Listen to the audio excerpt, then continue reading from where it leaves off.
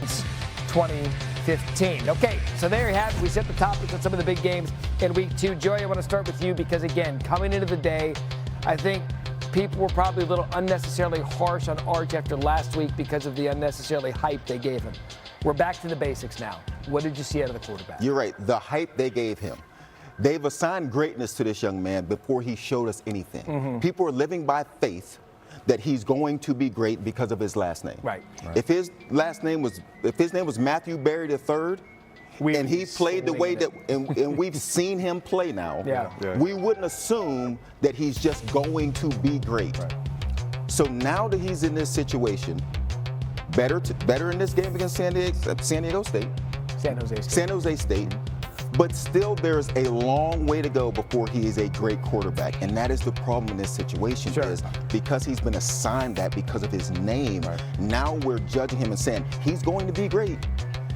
But that's living by faith. We haven't seen it yet. He's better. But the throws he made, and we showed them, they're late. Guys are wide open.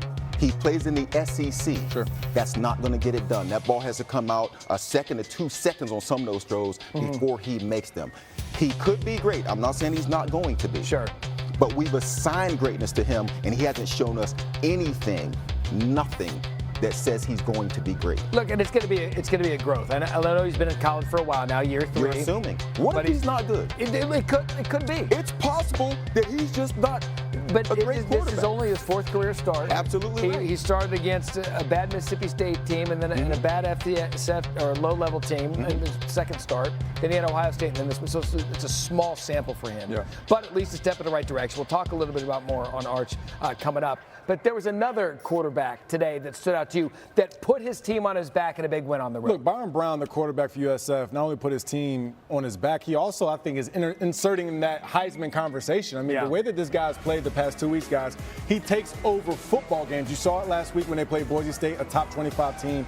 And we said the same thing coming into this game. If Florida doesn't dot their I's, cross their T's, if they don't win the turnover margin, which they did not in this game, Byron Brown will make you pay. So, again, the ability to stay healthy for this guy is everything for this USF football team. And I can tell that they go as he goes. You can see the energy from the receivers making those plays like Joey was talking about, the offensive line holding the point so he can get some throws off. And then the defense, again, creating turnovers and giving him more opportunities with the football. I really love how USF is playing, and it starts with the leadership from Byron Brown. Going into the season, based on their schedule, according to ESPN Analytics, South Florida has just a 6% chance to start 2-0.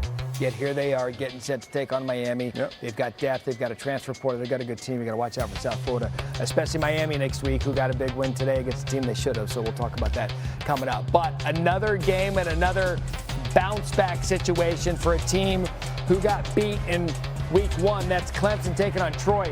And I don't know what in the Death Valley was going on, but Goose crowded a Trey Taylor 7-0 Troy. Troy came out like they were the better team.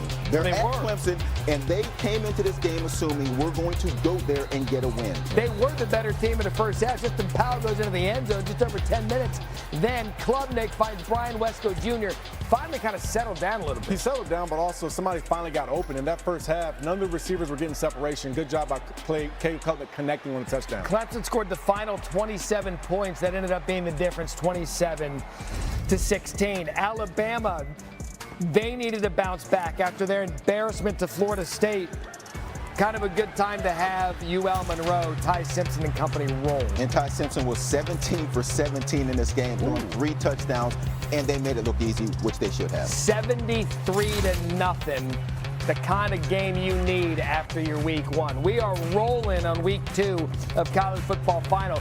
Some ranked teams probably not playing their best football, and we had some overtime in the Lone Star State in the game of the day. You have in the great state of Texas, Baylor, Big 12, SMU, ACC, Kevin Jennings had the goods, 17-14, until Jennings finds Jalen Cooper on the run for 75. And this is when Jennings is the most dangerous. He gets outside the pocket, lays it up super nice there for him to take it in time for a touchdown. This was a quarterback clinic today. Here's Sawyer Robinson to Bryson Washington. Washington 31 carries, 115 yards, and 2 touchdowns. A lot of offense in this game. If you wanted points, this is your game. Exactly. And then TJ Harden had a huge one. The transfer from UCLA. SMU up 38-24. Back to the offense now. 14-point game. Robertson, look, he looks up the sideline, but he knows that he's got time. He takes himself. Late in the fourth quarter, too, putting his shoulder down, going for a first down, that keeps the chains moving, keeps the drive alive. And ignites the offense again. And then here comes the throw game I was mentioning a moment ago. He was sharp. Josh Cameron, 48. And Baylor had 600 yards of total offense. They're down 2 scores late in the fourth quarter. It felt like it was SMU's game. How about the effort there to make it a one-score game? Under 2 minutes now. Robertson pass over the middle. Ashton Hawkins with the catch. 23-yard first down. Yeah, and look, a great pass, but also great protection by the offensive line. So Robinson was able to pat that ball 3 or 4 times and get it off. And that was on 4th and 3, so they had to have it. And then Kobe Prentice, Baylor ties it. What a throw. Robertson, 440 yards passing in this game and 4 touchdowns. We have a chance for SMU to win. College kicker situation. Let's go to overtime, shall we? First overtime, 2nd and 7. Sawyer to Cameron. Why not? Brought down just short of the goal line. 15-yard gain. Baylor threatening. Now 1st and goal. Washington, big gain. Baylor up after the touchdown. Yeah, again, when you need a yard, the offensive line was able to provide that excellent run down the goal line. First ball play of overtime for SMU to match. Look what they do. Romello Brinson ties it. Another great catch. It was play after play. Whoever was going to get the ball last seemed like they were going to win this one. SMU, a chance to take the lead.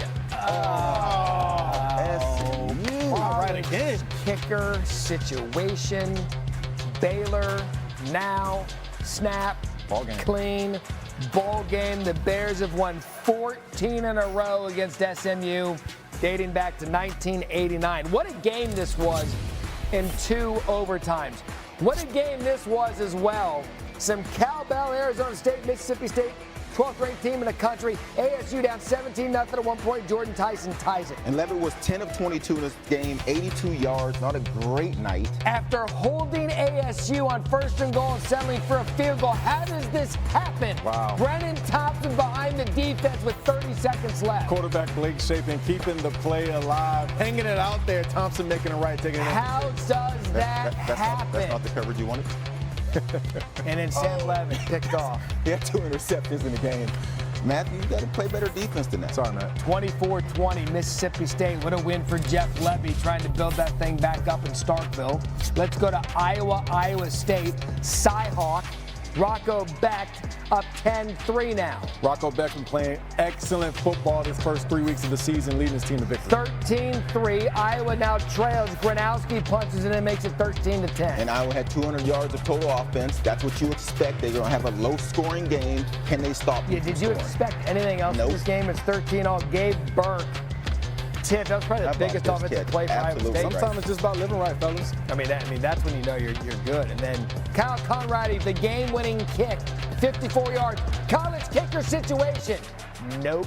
This game was absolutely going to end on a field goal. That's just the way it was going to be. Cyclone.